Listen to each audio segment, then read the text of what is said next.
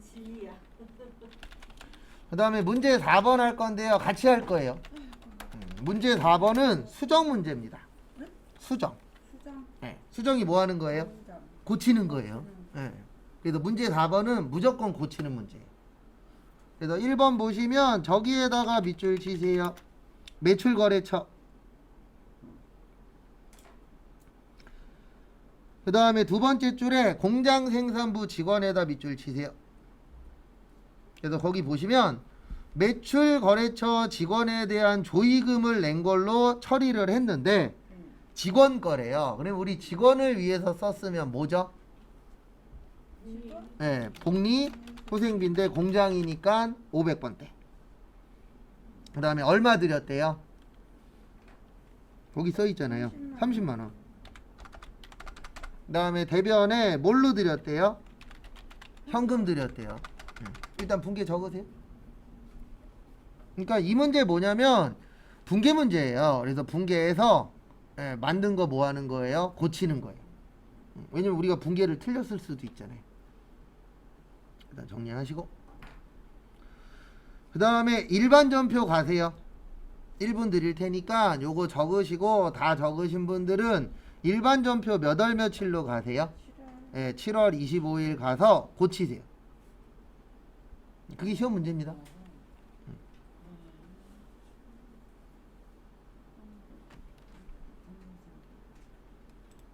그래서 일반 전표 7월 25일 가셔서 여기 출금으로 되어 있는 거 그냥 두셔도 되고요. 헷갈리시면 차변에 복리 후생비 몇 번대요? 500번대. 현금 30. 끝. 그렇죠. 출금 써도 되고 차대변 넣으셔도 되고요.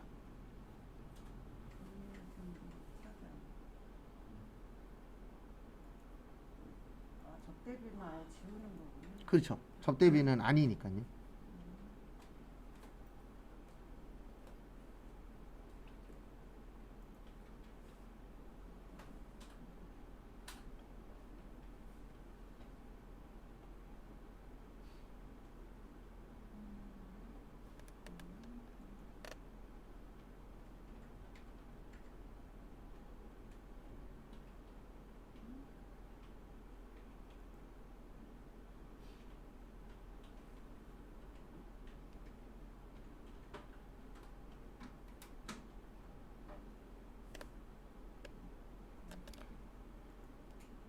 저도의 결혼 축의금 다 같이 써. 아니요. 적요는 신경 쓰지 마세요.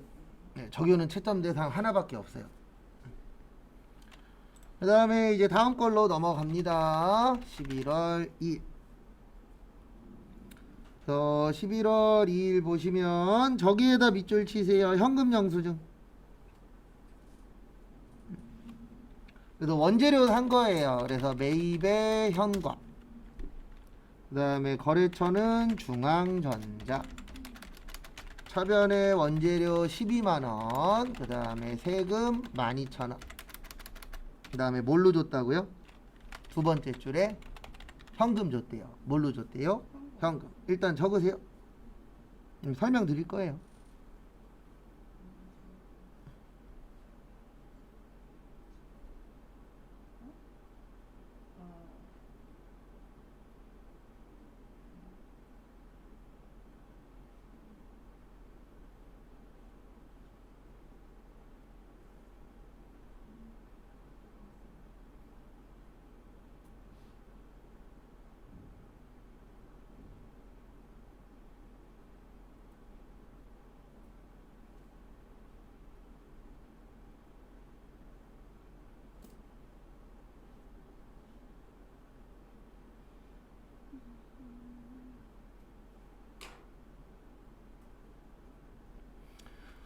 그래서 앞에 보시면 요 문제는 뭐냐면 저기에다 밑줄 치세요. 세 번째 줄에 일반 전표.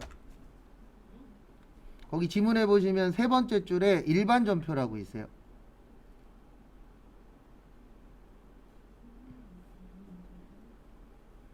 그래서 결론은 뭐냐면 일반 전표가 아니고 메인 매출 전표인 거예요. 그래서 일반 전표 삭제하고 메인 매출 전표에다가 입력하는 문제입니다. 메인 매출 전표에 예. 있는데요. 아니 기다리세요. 천천히 할 거예요. 그러니까 우리가 하다 보면 잘못 넣을 수 있어요, 없어요? 있죠. 예. 그래서 잘못한 거를 고치는 문제인데 요 문제는 이제 위치가 잘못된 거예요. 우리가 일반 전표에다가 넣었어야 되는데 어디에다 넣은 거예요? 메인 매출 예. 전표에. 예. 일반 전표에다가 잘못 넣은 거죠. 그래서 요거를 먼저 삭제하러 갈 거예요.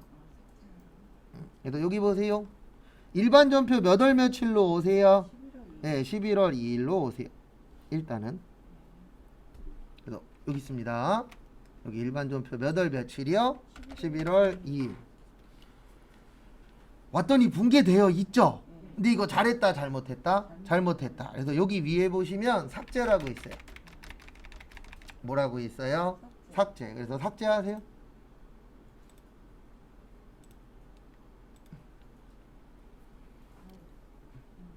그래서 삭제 다 하신 분들은 이제 무슨 전표로 가세요? 매출 네, 메인 매출 전표 가셔서 등록하세요.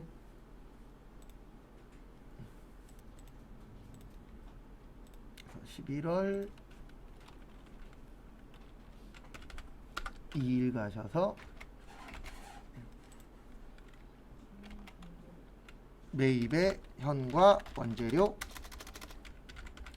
여기는 12만원에 12,000원 나와야 돼요. 왜냐면 거기 지문에 부가가치세 포함이라고 되어 있습니다. 그런 거 항상 주의하시고요. 그 다음에 붕괴는 혼합작고 뭐 붕괴는 크게 어려운 건 없어요. 그래서 요거 참고해서 넣으세요.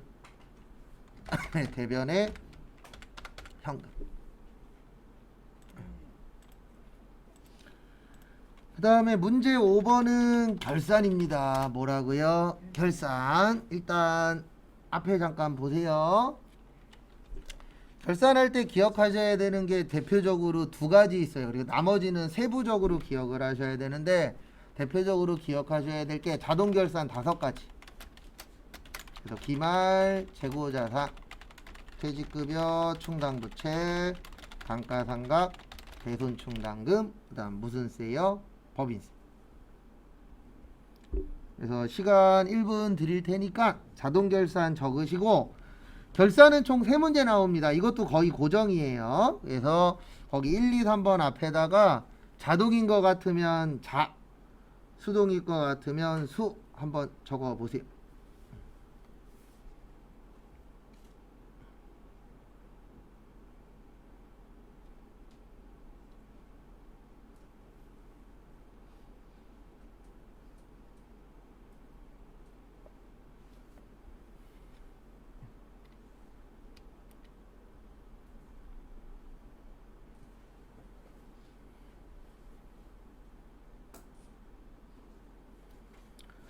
그래서 거기 보시면 1번은 자동이에요, 수동이에요? 수동. 2번은요? 수동. 장기 차입금 없잖아요. 3번은요? 3번도 수동. 그래서 다 수동입니다, 여기는. 그 다음에 결산할 때 요거 많이 적어보시면 도움이 되실 거예요. 성급비용, 선수수익, 미수수익, 미지급 비용. 그래서 차변은 당좌자산, 대변은 유동부채, 위에는 이어진다 그래서 이어, 밑에는 예상 또는 발생. 그래서 이것도 많이 적어보시면 좀 도움이 되실 거예요.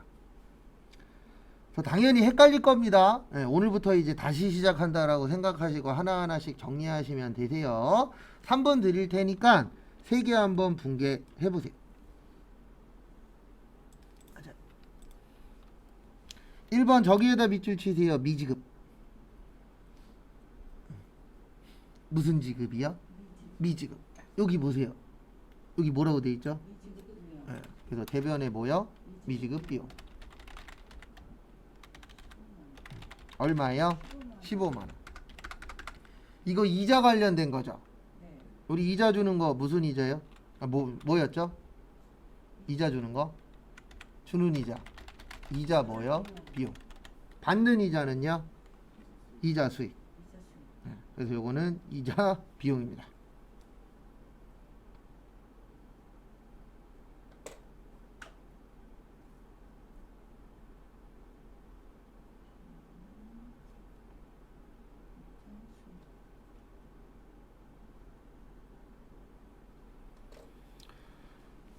그다음에 두 번째는 저기에다 밑줄 치세요. 장기 차입금하고요.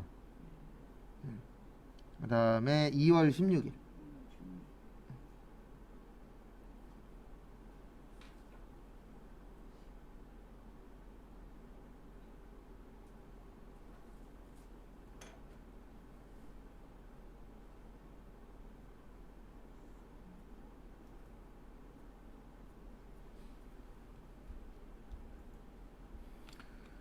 그 다음에 앞에 보시면은요, 요게 기억나야 돼요. 요 문제는 유동성 장기부채.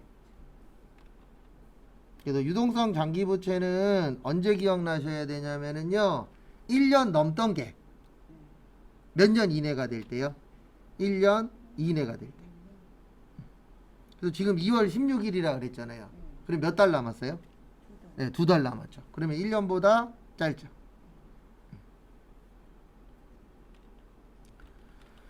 그래서 이렇게 됩니다. 분계는 차변의 장기 차입금 3천.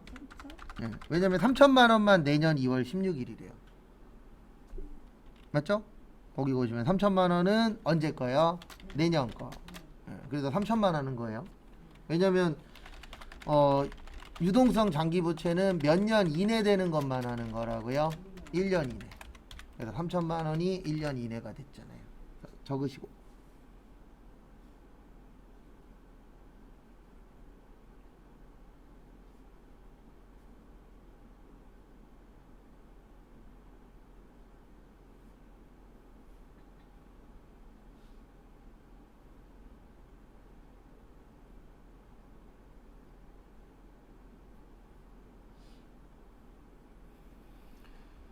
그 다음에 3번은 저기에다 밑줄 치세요. 미수. 여기 있죠? 미수. 그래서 미수 수익. 얼마예요? 30만 원. 이자 받는 거죠? 네, 이자 수익. 얼마예요? 30만 원. 그래서 정리하시고 일반 전표 몇 월 며칠에다 넣는다고요? 우리 결산 몇 월 며칠이요? 네, 12월 31일이에요. 그래서 요거를 수동 결산은 일반 전표 몇 월 며칠이요? 12월 31일에다가 입력하시면 돼요. 세 개 다. 그래서 넣어 보세요. 입력은 솔직히 하면 할수록 늘어요. 근데 분계는 이해를 하면서 하셔야 늘지. 그냥 요거는 요거 이렇게 하시면 맞을 때도 있고 틀릴 때도 있습니다. 그래서 이자 비용이 15. 그래서 지금은 왜 이자 비용이냐면 거기 써 있잖아요. 미지급했다고 이자를. 그러면 단기 차입금이라는 게 빌린 거잖아요. 빌리면 이자 줘야 돼요, 받아야 돼요? 이자 줘야죠. 빌렸으니까. 네. 그러면 주는 이자는 뭐예요? 이자 비용. 근데 만약에 여기에 임차료라고 나올 수도 있잖아요. 그 상황에 따라서 분계는 달라지는 거지. 이게 뭐며 뭐다 이렇게 정해져 있는 건 많지는 않아요. 그래서 이게 시간이 좀 필요한 공부긴 합니다. 그 다음에 3천 대변의 유동성 장기부채. 그래서 여기에서 기억하셔야 되는 건 여기 보세요. 여기 한미 위아래 들어갔죠? 여기 앞에 번호도 2개 다 있어야 돼요. 번호 하나만 있으면 틀립니다. 그래서 우리가 그 거래처는 번호가 들어가야 들어간 거다라고 인정을 해줘요. 그래서 그런 부분도 조심하시고. 그 다음에 차변의 마지막으로 미수 수익.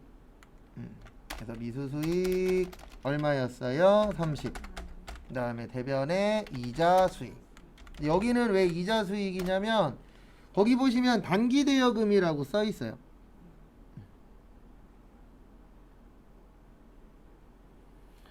그 다음에 보시면 받는 이자 뭐라 그래요? 이자 수익. 그런 부분 기억하시고.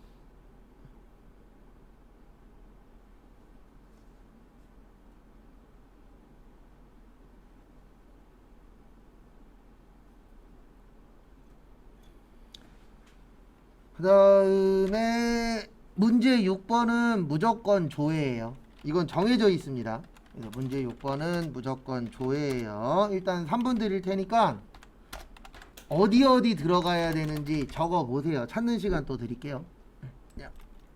1번은 저기에다 밑줄 치세요. 현재 나오면 어디예요? 아니에요. 재무상태표예요.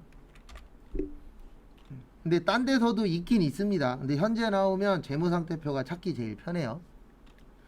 그 다음에 2번 부가세에서 돈 물어보면 어디요? 부가세 뭐요? 신고서. 그리고 연습하실 때는 항상 이렇게 연습하세요. 매수 개수 나오면 뭐요? 합계표. 자세히 물어보면 메인 매출자. 그래서 초반에 이렇게 공부하시면 안 돼요. 마음은 이해합니다. 편하게만 하려고 하시면 안 돼요. 왜 그러냐면 편하게 하면 어떤 문제가 생기냐면 조금만 비틀면 못 풀어요. 그래서 초반에는 좀 불편하시더라도 많이 적으시고 그 다음에 많이 기억하시고 그 다음에 뒤로 가면 갈수록 많이 기억나면 기억할수록 뒤로 가면 할 게 줄어들잖아요. 근데 처음부터 조그맣게 봐버리면 나중에 큰 걸 못 봐버려요. 그래서 초반에는 좀 넓게 보는 게 좋으세요. 그 다음에 3번은 세무가구 나왔죠. 우리 회사예요? 거래처예요? 거래처 나오면 어디요? 거래처 원장. 그래서 1번은 재무상태표, 2번은 신고서, 3번은 거래처 원장입니다. 1시 10분까지 시간 드릴 테니까 찾아보세요. 1번은 어디 간다고요? 재무상태표. 그래서 재무상태표는 여기 있어요. 일로 가시면 안 돼요. 전기 아니고 이쪽이에요. 그래서 재무상태표 누르시고요.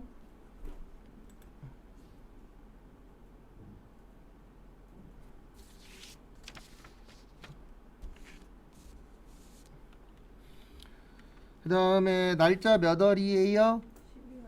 1월이에요. 그 다음에 뭐 찾으세요? 유동자산. 그래서 유동자산은 701 빵빵빵 빵빵빵.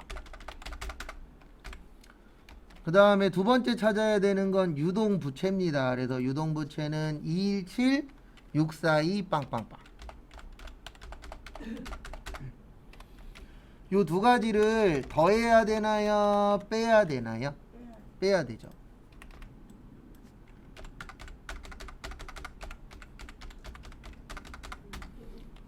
483 358 빵빵빵.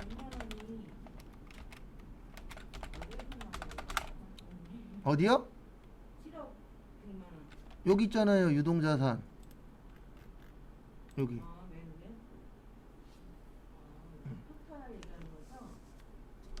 아니요. 토탈이 아니고 이거 하나밖에 없어요. 예. 토탈이 아니고 유동자산 하나밖에 없어요. 근데 이제 왼쪽 거는 올해 거고 오른쪽 건 작년 거. 그래서 요 두 개를 뭐 하세요? 빼면 됩니다.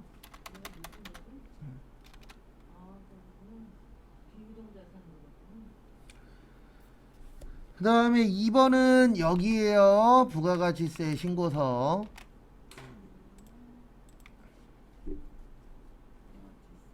신고서 오셔서 거기 지문에 보시면 일기확정이라고 되어 있습니다. 4월에서 몇 월이요? 6월. 그 다음에 과세표준은 여기 있어요. 297. 네, 여기 보세요. 그리고 저 할 때 쫓아하지 마시고 앞에 보세요. 그리고 개인적으로 혼자 하세요. 이따가. 여기 과세표준이라고 써 있죠. 항상 총합은 밑에 있는 거예요. 그래서 297 빵빵빵 빵빵빵 하고 그 다음에 납부세액은 여기 있어요. 여기 밑에 납부. 그래서 7621 빵빵빵.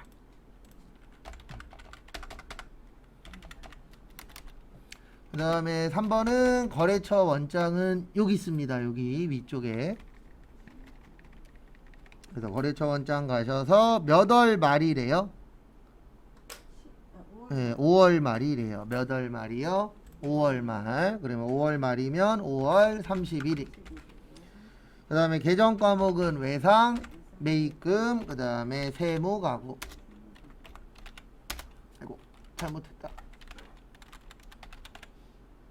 그러면 2,700.